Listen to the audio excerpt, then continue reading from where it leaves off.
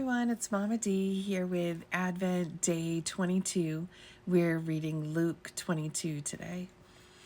The festival of unleavened bread, which is also called Passover, was approaching. The leading priests and teachers of religious law were plotting how to kill Jesus, but they were afraid of the people's reaction.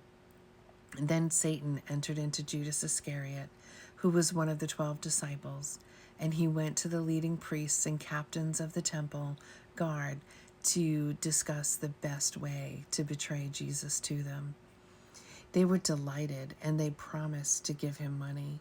So he agreed and began looking for an opportunity to betray Jesus so they could arrest him when the crowds weren't around. Now the festival of unleavened bread arrived when the Passover lamb is sacrificed. Jesus sent Peter and John ahead and said, "Go and prepare the Passover meal so we can eat it together." "Where do you want us to prepare it?" they asked him. He replied, "As soon as you enter Jerusalem, a man carrying a pitcher of water will meet you. Follow him. At the house he enters, say to the owner, 'The teacher asks, where is the guest room where I can eat the Passover meal with my disciples?' He will take you upstairs to a large room that is already set up. That is where you should prepare our meal." They went off to the city and found everything just as Jesus had said, and they prepared the Passover meal there. When the time came, Jesus and the apostles sat down together at the table. Jesus said, "I have been very eager to eat this Passover meal with you before my suffering begins. For I tell you now that I won't eat this meal again until its meaning is fulfilled in the kingdom of God." When he took the cup of wine and gave thanks to God for it, then he said, "Take this and share it amongst yourselves, for I will not drink wine again until the kingdom of God has come." He took some bread and gave thanks to God for it. Then he broke it in pieces and gave it to the disciples, saying, "This is my body, which is given for you. Do this in remembrance of me." After supper, he took another cup of wine and said, "This cup is the new covenant between God and his people, an agreement confirmed with my blood, which is poured out as a sacrifice for you. But here at this table, sitting among us as a friend, is the man who will betray me. For it has been determined that the Son of Man must die, but what sorrow awaits the one who betrays him." The disciples began to ask each other which of them would ever do such a thing. Then they began to argue amongst themselves about who would be the greatest among them. Jesus told them, "In this world, the kings and great men lord it over their people, yet they are called friends of the people. But among you it'll be different. Those who are the greatest among you should take the lowest rank, and the leader should be like a servant.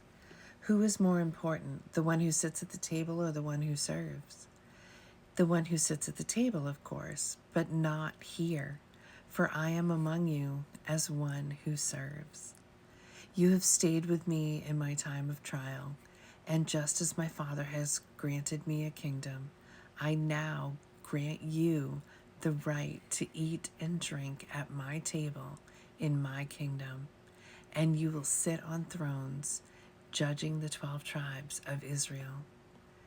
Simon, Simon, Satan has asked to sift each of you like wheat, but I have pleaded in prayer for you, Simon, that your faith should not fail. So when you have repented and turned to me again, strengthen your brothers." Peter said, "Lord, I am ready to go to prison with you and even die with you." But Jesus said, "Peter, let me tell you something.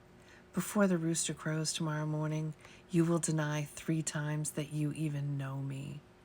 Then Jesus asked him, "When I sent you out to preach the good news, and you did not have any money, a traveler's bag, or an extra pair of sandals, did you need anything?"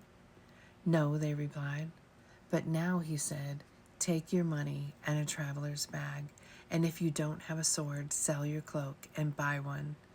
For the time has come for this prophecy about me to be fulfilled." He was counted among the rebels. Yes, everything written about me by the prophets will come true. Lord, Lord, they replied, we have 2 swords among us. That's enough, he said. Then, accompanied by the disciples, Jesus left the upstairs room and went as usual to the Mount of Olives. There he told them, pray that you will not give in to temptation. He walked away about a stone's throw and knelt down and prayed, Father, if you are willing, please take this cup of suffering away from me. Yet I want your will to be done, not mine. Then an angel from heaven appeared and strengthened him. He prayed more fervently, and he was in such agony of spirit that his sweat fell to the ground like great drops of blood. At last he stood up again and returned to the disciples, only to find them asleep, exhausted from grief. Why are you sleeping? He asked them. Get up and pray so that you will not give in to temptation. But even as Jesus said this, a crowd approached, led by Judas, one of the 12 disciples. Judas walked over to Jesus to greet him with a kiss. But Jesus said, Judas, would you betray the Son of Man with a kiss? The other disciples saw what was about to happen, and they exclaimed, Lord, should we fight? We brought the swords. And one of them struck at the high priest's slave, slashing off his right ear.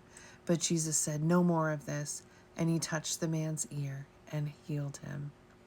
Then Jesus spoke to the leading priests, the captains of the temple guard, and the elders who had come for him.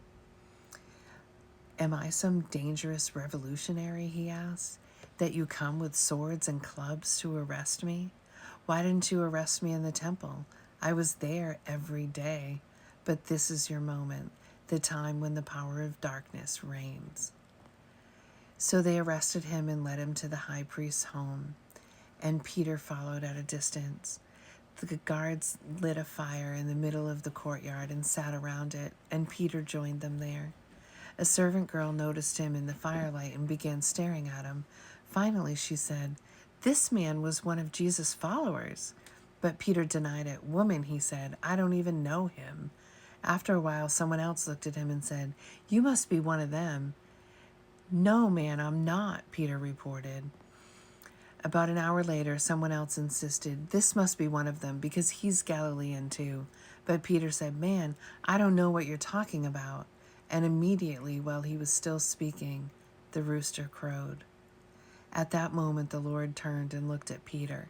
Suddenly, the Lord's words flashed through Peter's mind. Before the rooster crows tomorrow morning, you will deny 3 times that you even know me. And Peter left the courtyard, weeping bitterly. The guards in charge of Jesus began mocking and beating him. They blindfolded him and said, prophesy to us. Who hit you that time? And they hurled all sorts of terrible insults at him. At daybreak, all the elders of the people assembled, including the leading priests and the teachers of religious law. Jesus was led before this high council. And they said, tell us, are you the Messiah? But he replied, if I tell you, you won't believe me. And if I ask you a question, you won't answer. But from now on, the Son of Man will be seated in the place of power at God's right hand. They all shouted, so are you claiming to be the Son of God? And he replied, you say that I am. Why do we need other witnesses? They said. We ourselves heard him say it. And that's it for today. Come back tomorrow for Luke chapter 23.